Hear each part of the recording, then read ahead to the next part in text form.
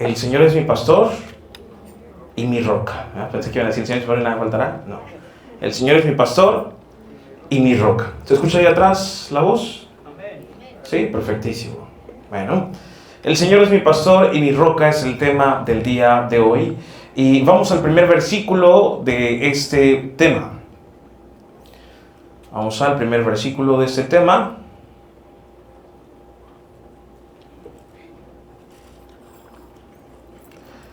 Ok, y aquí dice algo muy importante, ¿verdad? Dice, en la Biblia varios personajes fueron pastores de ovejas, incluyendo a Abraham, Moisés, David, Abel y Amós, entre otros. Constantemente las figuras de pastor y ovejas son usadas por Jesús. Y esto es porque hay procesos en los que como ovejas tenemos que pasar. Entonces, si te das cuenta, hoy nos vamos a enfocar no al ser pastores, sino nos vamos a enfocar en las ovejas. ¿Sale? Entonces vamos al primer versículo de la Biblia, ahora sí. Salmos capítulo 100, versículo 3. Sí se ve. Reconoced que Jehová es Dios, Él nos hizo y no a nosotros mismos. Pueblo suyo somos y ovejas de su prado. Miguel, ¿puedes ayudarme tantito a recorrer el púlpito para adelante? Porque no encontré mis lentes y... Eso pensé. Y no veo absolutamente nada, ¿verdad? Ahí. Ok, ahora sí, muy bien. Muchas gracias, sí, mejor. Ok, dice, reconoced que Jehová es Dios, Él nos hizo y no a nosotros mismos. Pueblo suyo somos y ovejas. Entonces dile que está a tu lado, ¿tú eres oveja? Y si tú eres oveja, respóndele, amén. ¿Verdad? Y en Romanos 8, 35 al 36, dice también que somos ovejas, pero mira cómo nos describe. Dice, ¿quién nos separará del amor de Cristo? Nada, ¿verdad? Dice, ¿tribulación? No. ¿Angustia? ¿Persecución? ¿Hambre? ¿Desnudez? ¿Peligro? ¿Espada? Como está escrito, por causa de ti somos muertos todo el tiempo. Somos contados como ovejas de matadero. No solo ovejas, porque cuando piensas en ovejas, piensas en pastos verdes. Cuando piensas en ovejas es, yo aquí puro mover la boca y comer. Puro tener lana, ¿no? Pero no, aquí dice como ovejas de matadero o al matadero. O sea, aquí te está diciendo que como oveja vas a pasar tribulación, angustia, persecución, hambre, desnudez, peligro o espada. Y esto contradice totalmente el famoso y falso evangelio de la prosperidad, que nos dice que vamos a estar siempre enriquecidos, que merecemos todo lo mejor. Y es verdad, no merecemos, tenemos todo lo mejor, tenemos la grande y más grande riqueza espiritual que podamos tener, el Espíritu Santo. ¿Cuántos dicen amén? Amén. Muy bien. Siguiente versículo bíblico. Allá en Job, capítulo 6, versículos del 8 al 13, muchos se van a sentir identificados con este pasaje, ¿verdad? Dice así, miren cómo Job, dentro de su dolor, él clamaba de la siguiente manera. Dice, que se otorgara mi petición, que Dios me concediera mi deseo, quisiera que Él me aplastara. Imagínate, Job diciéndole a Dios, quisiera que me aplastaras. Esa es mi petición, decía Job a Dios. Dice, quisiera que extendiera su mano y me matara. Al menos puedo consolarme con esto. A pesar del dolor, no he negado las palabras del santo, pero no tengo fuerzas para seguir. No tengo nada por lo cual vivir. ¿Tengo yo la fuerza de una qué? ¿De una roca?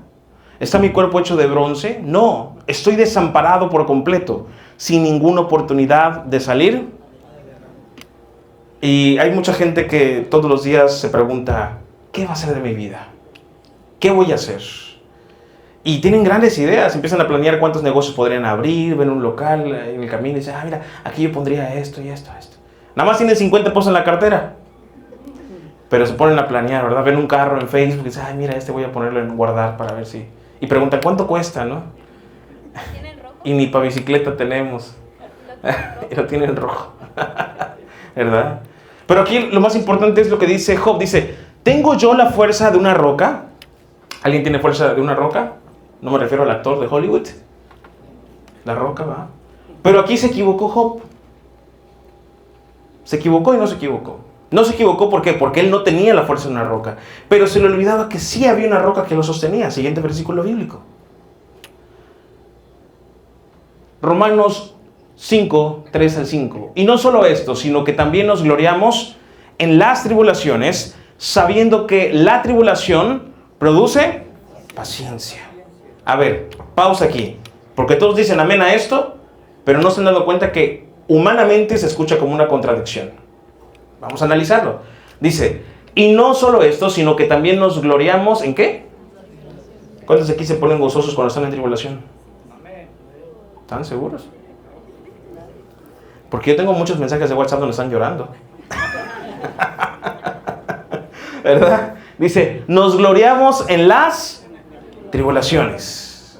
O sea, nos deberíamos de gozar cuando nos encontremos en tribulación. Eso es difícil. Claro que es difícil. ¿Quién se va a alegrar? Pues nadie. Sin embargo, aquí nos dice que deberíamos alegrarnos, gloriarnos en las tribulaciones. Pero mira, suena más contradictorio todavía. Dice, sabiendo que la tribulación produce ¿qué? A ver, espérate, esto no cuadra, humanamente hablando. La tribulación, o sea, los problemas te producen paciencia. ¿Será?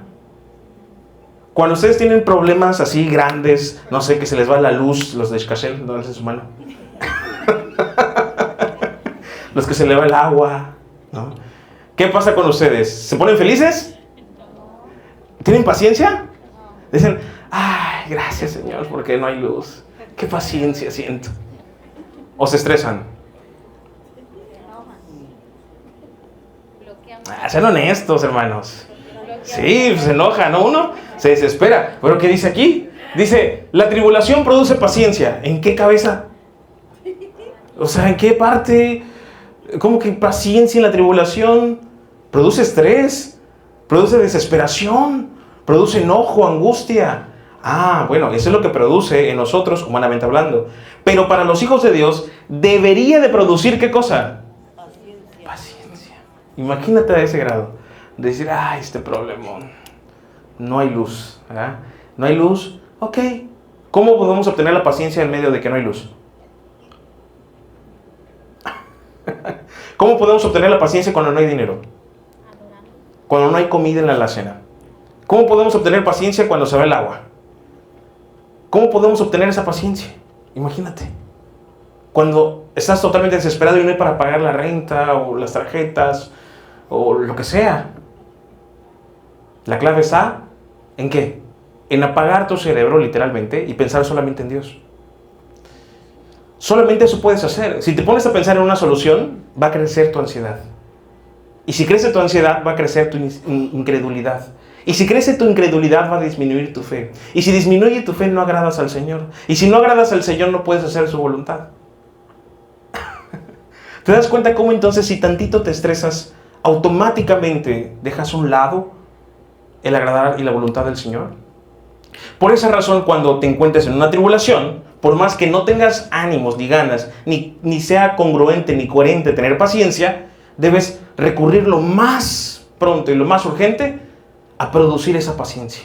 Decirle, Señor, ayúdame a tener paciencia en medio de este calor. Pero ayúdame a tener paciencia en medio de esta tribulación. ¿Y qué paciencia? ¿En qué está enfocada la paciencia? Vamos a seguir leyendo. Ok. ¿Y la paciencia produce qué? A ver, espérate. Me estás diciendo que después de la tribulación logré tener paciencia. ¿Y no me ibas a decir que voy a tener esperanza o tranquilidad o gozo? No. Una vez que logres tener paciencia, viene otra prueba. Primero vino la tribulación, ¿ok? Luego lograste tener paciencia. Y cuando pensaste que ya todo estaba tranquilo, llega la prueba. ¿Cuántos dicen amén? Amén. Pues es lo que dice aquí Romanos, ¿verdad? Dice, tribulación produce paciencia y la paciencia prueba. ¿Y después de la prueba? Ah, por fin un descanso. Porque la paciencia no es un descanso, es algo que tienes que producir. Pero la esperanza sí. La esperanza es el resultado de la paciencia. Porque eres paciente ¿en quién? En Cristo. Y tu esperanza se produce ¿en quién? En Cristo. Por lo tanto, se activa tu fe. A pesar de que por la derecha tuviste tribulación y por la izquierda tuviste prueba. Y luego, cuando tienes esa esperanza, entonces dice, la esperanza no avergüenza. Porque el amor de Dios ha sido derramado en nuestros corazones por el Espíritu Santo que nos fue dado. ¿Qué quiere decir esto? Que tú no tienes alimento en tu casa y tienes tribulación, pero tienes paciencia. Y luego viene tu hijo y te dice, papá, tengo mucha hambre. Primero la tribulación, no tienes comida. Segundo la prueba, tu hijo tiene hambre y no tienes que darle de comer. Pero aún así, tú tienes esperanza en Cristo. Y en ese momento tocan tu puerta y alguien trae, como dije la vez pasada, una olla de pozole. Y entonces, ahí aplica entonces donde dice que el amor de Dios ha sido derramado en nuestros corazones y la esperanza no avergüenza. ¿Por qué? Porque creemos en un Dios vivo. ¿Cuántos dicen amén? Y ese Dios vivo nunca nos desamparará. Porque Jehová es nuestro pastor y nada... ¿Crees esta palabra? A pesar de que a veces sientes que te faltan muchas cosas. Amén. ¿Te imaginas? Jehová es mi pastor y nada me faltará. ¿Y qué te falta? Muchas cosas. ¿Ah? El siguiente versículo nos responde lo que se preguntaba Job, ¿verdad? Job decía, ¿yo acaso soy una roca? ¿O soy de roca? ¿Verdad que no? Pero Cristo sí es la roca. 1 Corintios 10:4 dice, y todos bebieron la misma agua espiritual, pues bebieron de la roca espiritual que viajaba con ellos. Y esa roca era Cristo. Y, Isaías 26:4 dice, confíen siempre en el Señor, porque el Señor Dios es la roca eterna. Siguiente versículo bíblico. Dice, Salmos 18:2, el Señor es mi fortaleza, mi roca y mi salvación. Mi Dios es la roca en la que me refugio. Él es mi escudo, el poder que me salva. Salmo 62:5-6. Que todo mi ser espere en silencio delante de Dios. Vamos a repetir eso. Dice, ¿que todo? ¿Qué? ¿Que todo mi ser? ¿Esperen qué? ¿Que esperen qué? ¿Y a poco sí guardan silencio cuando tienen muchas necesidades? Es cuando más se ponen a orar, ¿no? Ahora, silencio no es lo mismo que no orar. Con ese silencio es que apagues los pensamientos que te están estresando y te están poniendo ansiosos. Eso es lo que hay que hacer. Guarda silencio delante de Dios. Apaga esos pensamientos que te atribulan, que te atormentan. Aquellos pensamientos que te apagan la fe y que te alejan de tener la esperanza puesta en Dios. Porque constantemente nosotros mismos nos metemos el pie. Somos autodestructivos por naturaleza. Si no, miren nada más todo el mundo, ¿verdad? Con toda la contaminación que realizamos, inclusive con la ropa que nos ponemos, etc. ¿Verdad? Somos autodestructivos por naturaleza. Por eso, cuando tu mente tiene muchos pensamientos de decir, ¿cómo voy a resolver esto? Como si tú pudieras ayudar al Señor, ¿verdad? Y no puedes ayudar al Señor. Pero empieza tu mente a agonizar y empieza a pensar cómo lo vas a resolver. Y por esa razón, muchos caen con parálisis, en embolia, con migraña, etc. Por el exceso de pensamientos. Pensar no está mal, planear no está mal. Pero el exceso de todo esto te produce ansiedad. Y el Señor Jesucristo dijo, echad toda vuestra ansiedad sobre mí. Entonces, claramente aquí el Señor está diciendo, a esa ansiedad, cállala. Calla aquellos pensamientos que te hacen dudar en tu fe, que te hacen estar ansiosos. Dile que está a tu lado, dile a tu ansiedad que guarde silencio. Dile, y le das un zape de paso. Dice, estar en silencio delante de Dios, porque en Él está mi esperanza, solo Él es mi roca. Entonces, Job tenía razón, Él no es una roca. Pero ¿quién sí era una roca? ¿O quién es una roca? Nuestro Dios, ¿verdad? Dice, y mi salvación, mi fortaleza, donde no seré sacudido. Salmo 62:5-6. Dice, pero yo callo ante el Señor. Otra vez el Señor está diciendo, silencio. Pero ahí estamos, Padre Celestial, es que no tengo nada que comer, es que y el barrigón de mi esposo. ¿Verdad? Dice, pero yo callo ante el Señor, porque en Él está mi esperanza. Sí, solo Él es mi roca y mi salvación. Él es mi refugio. Jamás habré de caer. Aunque venga la policía. Es un chiste que vi en Facebook. Siguiente versículo bíblico. Salmos 22:1. Dios mío, ¿por qué me has desamparado? ¿Por qué estás tan lejos de mi salvación y de las palabras de mi clamor? ¿Alguien se ha sentido así alguna vez? Dios mío, ¿por qué me has desamparado? ¿Por qué estás tan lejos de mi salvación y de las palabras de mi clamor? Mírate cómo el salmista David escribió lo anterior. Él es mi roca, no seré sacudido. Él es mi roca, no seré movido. Él es mi esperanza, guardo silencio. Y de repente David no guardó silencio. David se le ocurre en su ansiedad, obviamente también es una profecía cumplida, ¿verdad? Pero dentro de su ansiedad dijo, Dios mío, ¿por qué me has desamparado? ¿Por qué estás tan lejos de mi salvación y de las palabras de mi clamor? ¿Y esto lo dijo en qué salmos? En el 22:1. En el 22:1, ahí lo dijo. En el 22. Un capítulo antes del Salmo 23. Y mira cómo cambia radicalmente de este pasaje al 1. Vamos al siguiente versículo. Dice, Jehová es mi pastor, nada me faltará. Pero en el anterior, ¿qué le decía? Dios mío, ¿por qué me has desamparado? ¿Qué nos enseña esto? Que tal vez tú estás ahorita en la temporada de Dios mío, ¿por qué me estás desamparando? ¿O por qué me siento desamparado? Pero el siguiente proceso, el siguiente escalón, ¿sabes cuál va a ser? Jehová es mi pastor, nada me faltará. Eso es mayor que Dios mío, me has desamparado. Porque en Cristo nada nos falta. Y mucha gente se sabe de memoria este versículo bíblico, ¿verdad? Del Salmo 23. Sin embargo, ¿verdad? Sin embargo, tenemos que entender que detrás de este pasaje hay un gran proceso de parte del Señor. Y es donde quiero abundar en esta mañana. David no se olvidaba de algo. David era un rey poderoso. Imagínate, un rey, el mejor rey que hubo en su época, ¿verdad? Y el más sanguinario, inclusive, era muy bueno en las batallas. Por eso se le prohibió que él construyera el templo del Señor, el primer templo. Su hijo Salomón es el que lo construyó. El Señor le dijo, tú no puedes construirlo por más que quieras, porque tu reinado ha sido muy sanguinario, ha sido muy violento, el David, ¿verdad? Vamos al siguiente versículo bíblico y vamos a ver cómo sí David recordó en el Salmo 23, cuando él ya tenía todo el poder. Es muy importante esto. David ya tenía todo el poder en el Salmo 23. Su reino ya estaba en su apogeo, en su prime, diríamos por ahí, ¿verdad? Pero él recordó que él seguía siendo una oveja. Pastores que escuchan esta transmisión, este mensaje, los que están aquí presentes, reedificadores, por más que podamos ser pastores o reedificadores, nunca debemos olvidar que antes que eso somos ovejas del Señor. ¿Amén o no amén? Y David lo recuerda. ¿Por qué cuando dice Jehová es mi pastor? Solo con esas primeras líneas del Salmo 23, David recuerda cuando fue llamado. Solo con decir Jehová es mi pastor, David está recordando que él antes de ser rey fue oveja y sigue siendo oveja. ¿Dónde encontramos esto? En 2 de Samuel 7:8.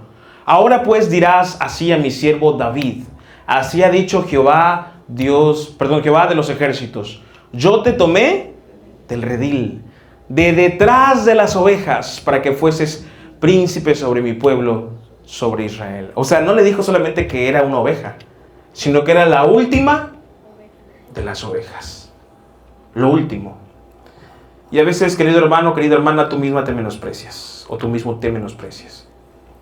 Y debemos entender que sí debemos ser pobres en el espíritu. Pobres en el espíritu no se refiere a no tener espiritualidad. Dice la palabra de Dios, bienaventurados los pobres en espíritu. Se refiere a aquellos que entienden que dependen totalmente de Dios. Nosotros no somos autosuficientes. Dependemos totalmente de un Dios todopoderoso quien nos sostiene. ¿Cuántos dicen amén? Bueno, entonces David entendía y sentía que era el más chico de todos, porque en su casa era el más pequeño, ¿verdad? Pareciese que nadie daba un peso por él. Fue el último que eligieron como candidato para ser rey, pero Dios ya lo había elegido desde antes de la fundación del mundo para ser rey. Tanto así que la promesa de Dios para David, ¿cuál fue? Tu reinado será para siempre. Es un reinado eterno. Por eso en el milenio, cuando venga Jesucristo va a estar gobernando como el rey absoluto. Pero su vicerregente, o sea, su mano derecha en el gobierno del milenio, ¿sabes quién va a ser? David. Un David resucitado. Así como estás leyendo. Entonces, imagínate, dice, yo te tomé del redil, de detrás de las ovejas, para que fueses príncipe sobre mi pueblo, sobre Israel. Esa es la primera palabra que le da el Señor a David. Le dice, eres mi oveja. Ahora sí, siguiente versículo bíblico. Por eso en el Salmo 23 dice, Jehová es mi pastor. ¿Te das cuenta? David recuerda sus inicios. Cuando el Señor le dijo, tú eres mi oveja, y David le responde, tú eres mi pastor. Qué hermoso, ¿ah? Qué hermoso que el Señor te dijo, que te diga, tú eres mi oveja, y que tú le digas, tú eres mi pastor. Siguiente versículo bíblico. Cuando dice, nada me faltará, ¿verdad? Dice, nada me faltará. Y quiero como extender un poquito, desmenuzar un poquito esta parte de nada me faltará antes de pasar a este 2. Nada me faltará. Y te decía hace un rato, ¿no te parece que a veces sientes que te faltan muchas cosas? Sé honesta, sé honesto. Honestamente, a veces decimos, pues sí me falta, ¿no? Sí me falta un carro nuevo, sí me falta una casa nueva, sí me falta un esposo nuevo. Te pueden faltar muchas cosas, ¿verdad? Pero cuando dice nada me faltará, no se refiere a lo que tú anhelas o a lo que tú crees que te falta. Se refiere a que no te faltará nada de acuerdo a lo que la voluntad de Dios tiene preparado para tu vida. O sea, Jehová es tu pastor y nada de acuerdo a lo que Él quiere para tu vida te faltará. Porque si te pones a pensar en las cosas que a ti te faltan porque tú quieres, te van a faltar muchísimas cosas. Pero tampoco debería ser así, porque los cristianos no podemos sentir ese vacío de que algo nos falta. ¿Sabes por qué? Porque estamos completos en Cristo Jesús. Y esa es nuestra esperanza. Cuando nosotros empezamos a enfocarnos en otras cosas y en otros anhelos y perdemos la vista de saber que estamos completos en Cristo Jesús, entonces produces esa ansiedad en ti. Y empiezas a buscar de qué manera llenar esos vacíos, llenar esa soledad, llenar esa ansiedad. Y caes en desesperación. Dile que está a tu lado, solo Cristo te llena. Va llena. Siguiente versículo bíblico. Dice, en lugares de delicados pastos me hará descansar. Junto a aguas de reposo me pastoreará, ¿verdad? Junto a aguas de reposo me pastoreará. ¿Y qué más dice? El del 2, perdón. Delicados pastos me hará descansar.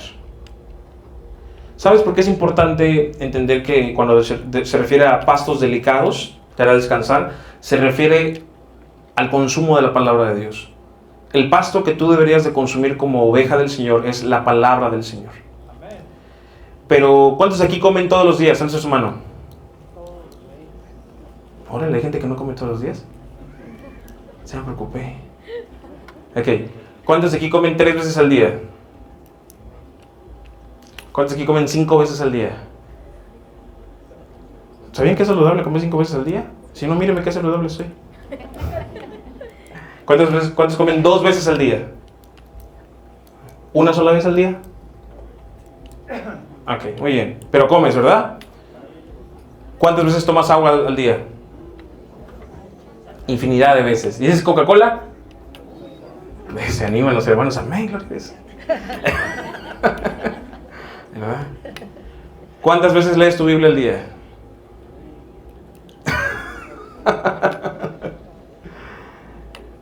Se supone que es el alimento espiritual para nosotros, ¿no?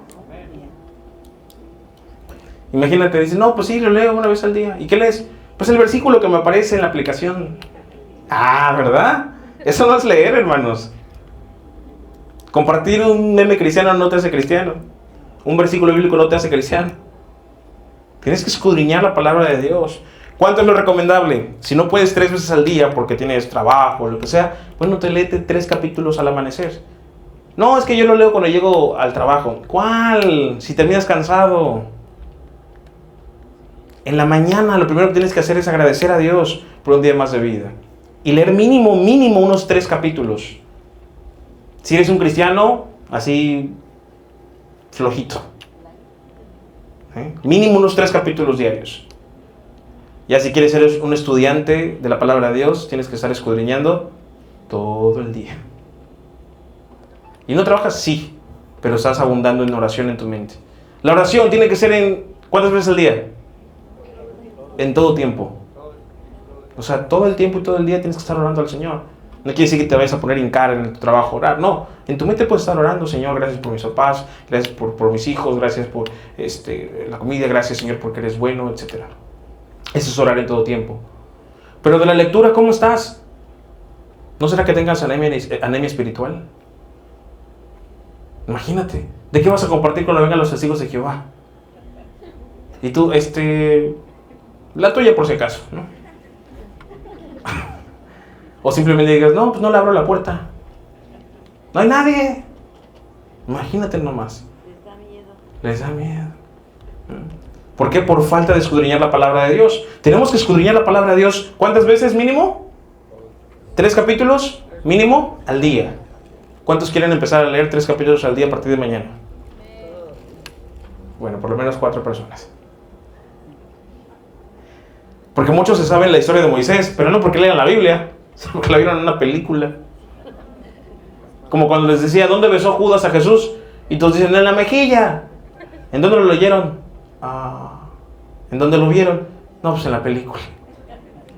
Y Judas no lo besó en la mejilla, lo besó en la mano porque era un rabí, de acuerdo a la cultura judía. Pero hay muchas cosas que, como lo de María Magdalena, ¿verdad? ¿Quién era María Magdalena? ¿Que lo tratan como prostituta? ¿Prostituta? No. Una mujer que tenía 7 demonios. Una mujer que tenía 7 demonios. ¿Y de dónde sacaron que era prostituta o adúltera? De la Iglesia Católica. Papa Pío II pidió una disculpa pública después. Hasta el Papa Pío se disculpó y ustedes siguen diciendo que era prostituta. Pobre María, mala fama que tenía. No, no era prostituta ni era una mujer adúltera. Nada más tenía 7 demonios, nada más. Y era una mujer de mucho dinero que fue de las principales mujeres que ayudó al ministerio de Jesús. Con otras 3 mujeres más. Pero a veces, por no escudriñar la palabra de Dios, pues andamos diciendo amén a cosas que ni salen en la Biblia. Porque no escudriñamos. Es que no la entiendo. Pues si no le empiezas a leer, jamás lo vas a entender. Pero no fuera los horóscopos, porque te sabes de qué fecha a qué fecha. Por ejemplo, yo soy Leo, la Biblia. Chiste de pastor sin sentido. Dice: junto a aguas de reposo me pastoreará. ¿Por qué? Porque si estás en un río y de repente se alborota la tierra, tu vista se va a nublar. No vas a poder andar como debes andar. Por eso el Señor se encarga de llevarte por aguas tranquilas. Junto a aguas de reposo me pastoreará. Pero antes de llevarte a las aguas tranquilas, en el Salmo 22, ¿a dónde lo llevaron? A aguas turbulentas. ¿Cuántos dicen amén? Amén. O sea que vino la tribulación y luego vino la paciencia. ¿Ya te diste cuenta? Muy bien. Siguiente versículo bíblico. Dice: confortará mi alma, me guiará por sendas de justicia, por amor de su nombre. Mucha atención con esto. Confortará mi alma, me guiará por sendas ¿de qué? De justicia. ¿Por amor de quién? ¿Del nombre de quién? De Él, ¿verdad? Entonces, el Señor a veces tiene que aplicarte su justicia. Así que, como te he dicho en otras ocasiones, no te pongas tan bíblico diciendo: no, deja a las personas que me han hecho daño, porque el Señor dice en su palabra que mía es la venganza, yo daré el castigo. Y utilizas este bíblico como un argumento suficiente para pedirle venganza al Señor sobre quienes aparentemente te hicieron daño. Pero antes de decir esto, recuerda que dice la palabra de Dios: buscad primeramente el reino de Dios y su, ¿verdad? ¿Y esa justicia sobre quién aplica? Primero sobre nuestra vida. Antes de pedir justicia sobre tu suegra la metiche, primero pide justicia sobre ti. Imagínate, Dios te pone en una balanza y dice: bueno, vamos a ver si tú nunca has lastimado o has sido chismosa como tu cuñada. Y te ponen en la balanza, ¿verdad? Y de repente, híjoles, Dios te dice, y aparece en la balanza: tekel, tekel, meneu parsin, que significa, según el profeta Daniel, ha sido pesado en balanza y ha sido hallado falto. ¿Te imaginas? Y tú pidiendo justicia. ¿Y qué dices en ese momento? Señor, no, la perdono, Padre. Es que tengo amor en mi corazón, la perdono. Antes de pedir justicia sobre otras personas, recuerda que la justicia caerá primero sobre ti. Y esto lo entendió el rey David. me guiará por sendas de justicia por amor de su nombre. Cuando se metió con Betsabé, se le murió no solo uno, se le murieron 3 hijos. 3 hijos se le murieron. ¿Cómo? Sí, el hijo que estaba teniendo con Betsabé, que iba a tener con Betsabé, se le murió. Pero más adelante, por este mismo pecado, uno de sus hijos, el mayor, viola a una de sus hermanas. ¿Ok? Y luego el otro hijo persigue a este hermano para matarlo. Y este otro hijo se rebela contra su padre. Y cuando se va de camino, su cabello se atora en una rama y se decapita. Perdió 3 hijos David a causa de ese pecado. ¿Te imaginas? Y no fue del mismo año. El mismo año fue del bebé. Pero pasaron muchos otros años más y la consecuencia siguió. Entonces, después de todo ese proceso, imagínate a David diciendo, me guiará por sendas de justicia. Pero no por amor a David, sino por amor a Dios mismo. ¿Por qué? Porque del linaje de David nació ¿quién? Jesucristo. Por amor a Dios mismo, él tenía que corregir a David. Para que se proclamara entonces que cualquier pecador, por más grande que sea tu pecado, si te arrepientes y recibes la gracia del Señor, serás limpio como la lana. ¿Cuántos dicen amén? Amén. Siguiente versículo bíblico. Dice, aunque ande en valle de sombra de muerte, no temeré mal alguno. Ahí dice que seremos librados de la sombra y de la muerte. No dice eso. En otras palabras es, aunque exactamente estemos en valle de sombra de muerte, no debemos tener mal alguno, porque Dios está con nosotros. En ningún momento este pasaje dice que no pasarás por tribulaciones. En ningún momento esta palabra dice que no pasarás por el valle de sombra de la muerte. Al contrario, te afirma y te confirma que vas a pasar por el valle de la sombra de muerte. Pero lo maravilloso de todo esto es que a pesar de ese proceso, Dios estará y está contigo. Y luego viene algo muy importante.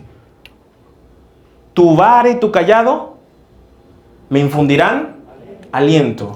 A ver si la siguiente diapositiva es el ejemplo.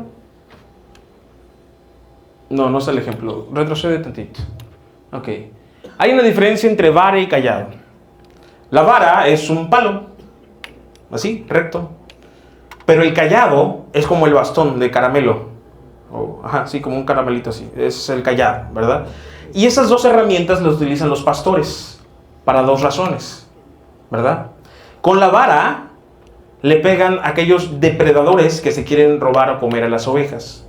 Y con la misma vara le pegan en las patitas a las ovejas cuando se quieren salir del redil. Y cuando de plano se están saliendo, utilizan el callado. Con este bastoncito le agarran el cuello a la oveja, es más largo el callado que el bastón, agarran el cuello de la oveja y la jalan y le dicen, ¿a dónde vas? Venga, chupa acá. ¿A dónde va usted? ¿Ah? Entonces, imagínate lo que está diciendo David. Dice, tu vara y tu callado me infundirán aliento. Tu vara, o sea, tu corrección, tu defensa y tus jalotones me infundirán aliento. Pero el original no dice infundir, de dar. Dice de poner un nuevo aire. ¿Qué significa esto? Que para que Dios te ponga de su aliento, o sea, de su firmeza, de su poder, primero te tiene que sacar el aire. ¿Alguno de ustedes alguna vez ha recibido un golpe en la panza que le sacan el aire? ¿O se ha caído de un lugar y de repente que se le va el aire? ¿Cómo se siente? Sientes que te vas a morir, ¿verdad? Imagínate que Dios te diga, te voy a poner mi aliento, pero antes de eso te voy a sacar el aire. A veces sentimos que en ciertos procesos de nuestra vida Dios nos ha sacado el aire y que no podemos respirar. Me siento ahogado, dicen muchos. Siento que ya no puedo más. Otros, sin en cambio, sienten que se están ahogando en un mar de tribulaciones y en aguas turbulentas. ¿Y qué le dicen al Señor? Señor, ya sácame de estas aguas negras, oscuras y turbulentas. Y de repente el Señor le dice, no te voy a sacar de esas aguas. ¿Pero por qué, Señor? Si tú eres mi Señor, deberías rescatarme. Bueno, es fácil que el Señor nos saque de esas aguas. Él lo puede hacer cuando se dicen amén. Pero ¿qué es mejor? ¿Estar en las aguas sin saber nadar? ¿O que Dios te diga, aguanta la respiración, aprende a nadar, aguanta la respiración, un poquito más? Dice, Señor, pero siento que me ahogo. Estoy empezando a tragar agua, no puedo más. Aguanta la respiración. Yo estoy contigo. Aunque andes en valle de sombra de muerte, aunque estés en un mar de tribulaciones y sientes que te ahogas y no puedas más, yo estoy contigo, pero tan solo aguanta la respiración. Dile que está a tu lado, aguanta la respiración. Cuando no sientas aire, cuando sientes que te sacaron todo el aire de parte del Señor y te dieron un buen golpe, tú dices, pero Señor, esto no habrá sido el enemigo. No. A veces el Señor manda esas pruebas. Nos saca aire para llenarnos de su aliento. Hay mucha gente que ha regresado a la casa del Señor, porque nunca es tarde para regresar a casa. Y cuando vienen sin aire, sin aliento, porque Dios ya les sacó el aire y vienen agonizando. Así que cuando Dios te saca el aire, ¿es porque te ama o porque no te ama?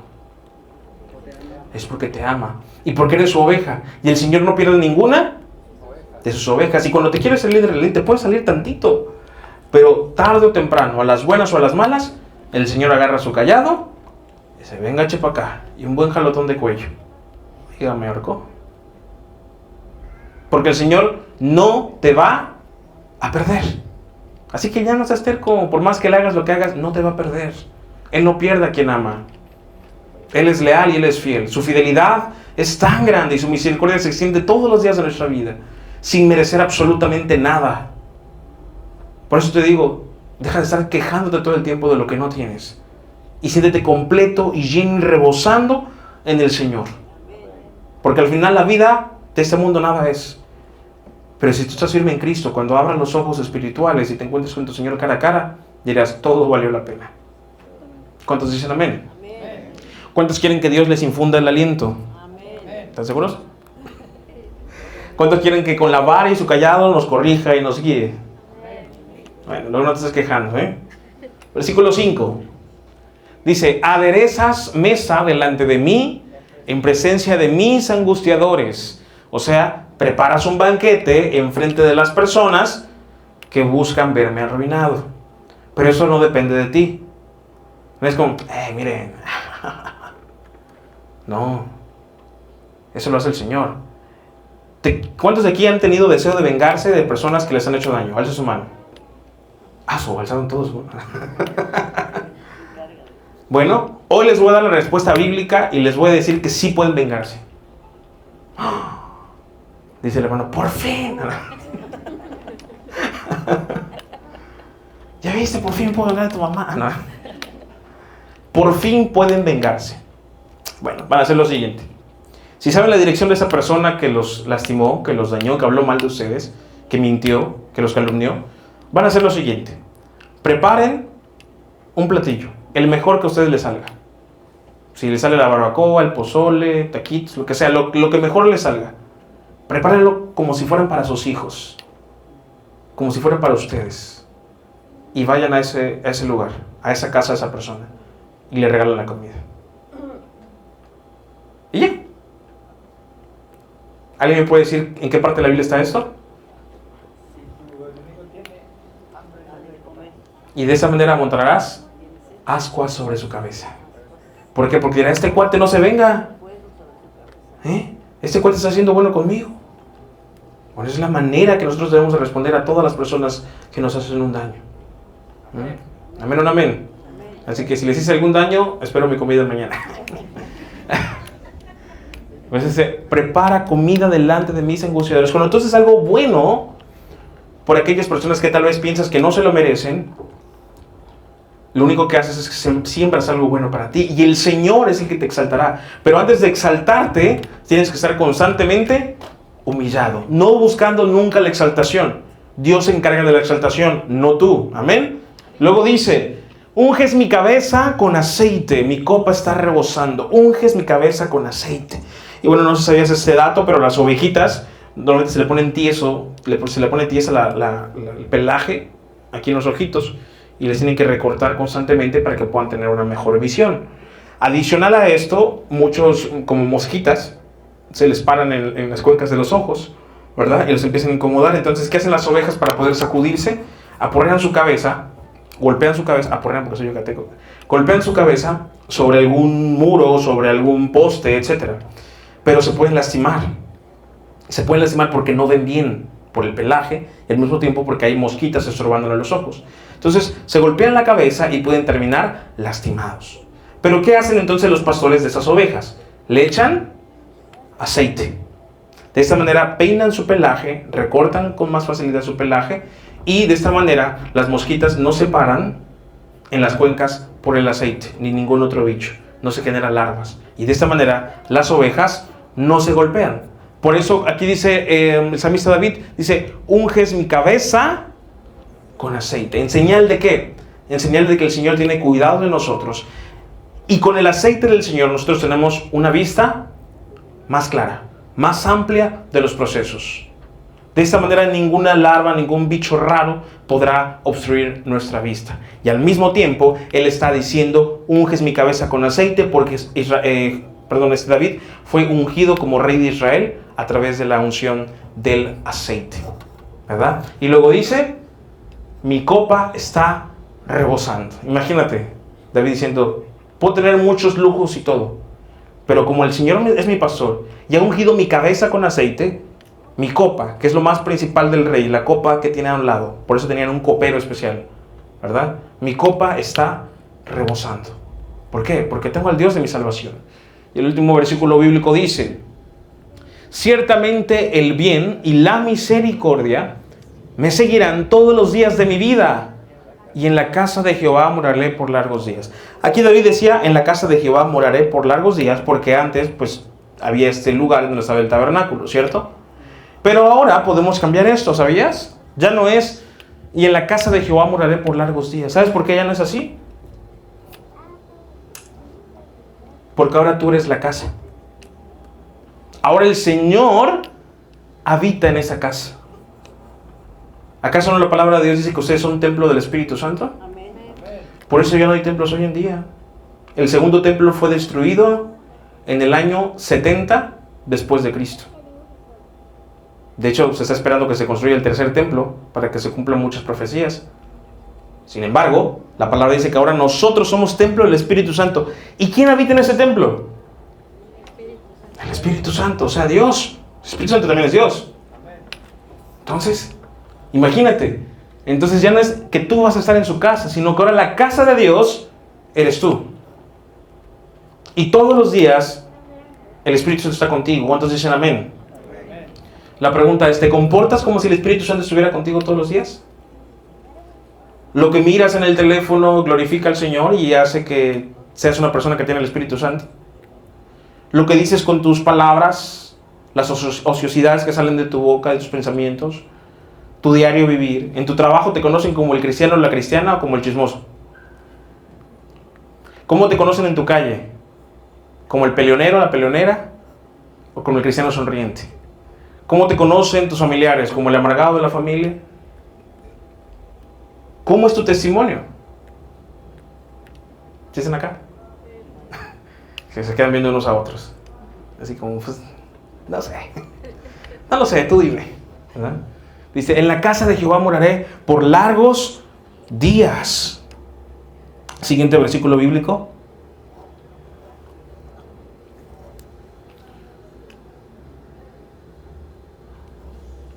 Siguiente versículo bíblico. Ay, caray. Segunda de Corintios capítulo 6 versículos del 4 al 10 dice, en todo lo que hacemos demostramos que somos verdaderos ministros de Dios. Vamos a leer todo eso juntos, ¿sale? 1, 2, 3. En todo lo que hacemos demostramos que somos verdaderos ministros de Dios. Con paciencia, ¿con qué? Paciencia. ¿Qué cosa? Soportamos dificultades y privaciones y calamidades de toda índole. Fuimos golpeados, encarcelados, enfrentamos a turbas enfurecidas, trabajamos hasta quedar exhaustos, aguantamos noches sin dormir y pasamos hambre. Pausa. ¿Alguno de ustedes ha pasado eso por Cristo? Y si no, me pueden acompañar allá en el medio. Pastor Fernando, ¿dónde está?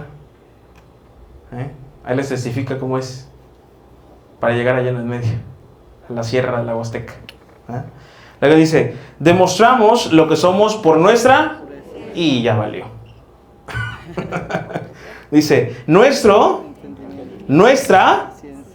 Otra vez. Demostramos lo que somos por nuestra Nuestra, por el Espíritu Santo que está dentro de nosotros y por nuestro amor sincero. Buenos requisitos para cumplir, ¿verdad? ¿Cuántos de aquí demuestran pureza? Los niños. Ok, pendiente. ¿Cuántos de aquí muestran entendimiento? Entendimiento de la palabra de Dios, obviamente. ¿Cuántos muestran paciencia? ¿Cuántos muestran bondad? Ya me preocupé. ¿Cuántos tienen el Espíritu Santo dentro de ustedes? Amén. ¿Cuántos tienen un amor sincero? Amén. Dice, con fidelidad predicamos la verdad. Dice, el poder de Dios actúa en nosotros. Usamos las armas de la justicia con la mano derecha para atacar y con la izquierda para defender. Servimos a Dios, ya sea que la gente nos honre o nos desprecie. Por eso yo les digo, a mí no me importa si les caigo bien o mal, ¿eh? Tenemos que predicar la verdad de la palabra de Dios. Dice, sea que nos calumnie o nos elogie, somos sinceros, pero nos llaman, nos ignoran aun cuando somos bien conocidos. Vivimos al borde de la muerte, pero aún seguimos con vida. Amén. Nos han golpeado, pero no matado. Hay dolor en nuestro corazón, pero siempre tenemos alegría. Somos pobres, pero damos riquezas espirituales a otros. No poseemos nada y sin embargo, ¡wow! No poseemos nada y sin embargo, lo tenemos todo. Siguiente versículo bíblico.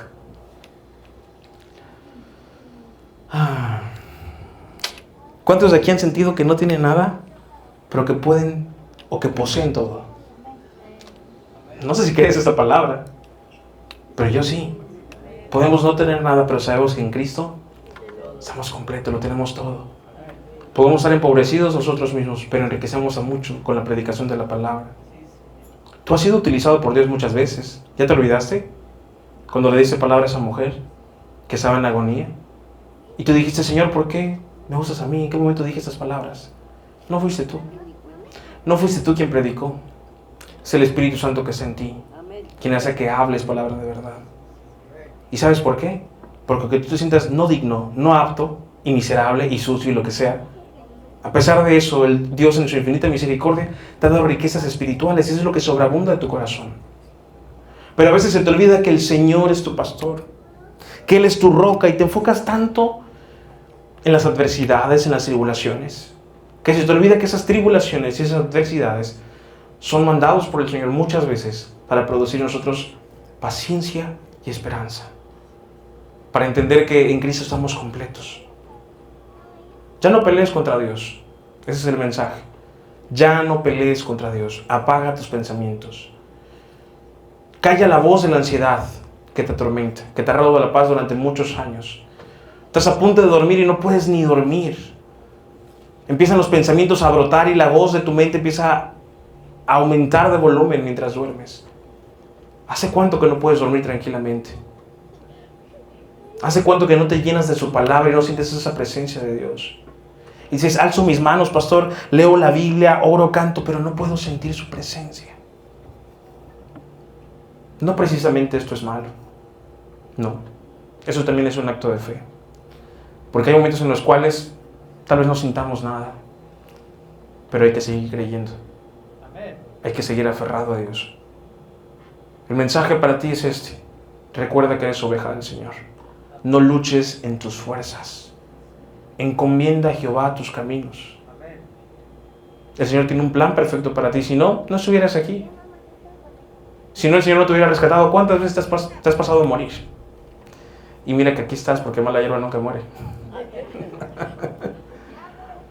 El Señor te ama con amor eterno y eres bien conocido por Dios. Más conocido que tú mismo. Entonces, apaga tus pensamientos y entrégate al Señor. Da ese paso de fe. No seas incrédulo. Abunda en la palabra del Señor, con toda verdad, con sana doctrina. Y date cuenta que sí, Dios te proveerá.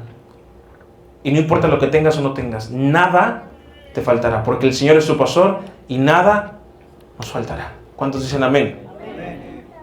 Vamos a ponernos de pie. Vamos a orar.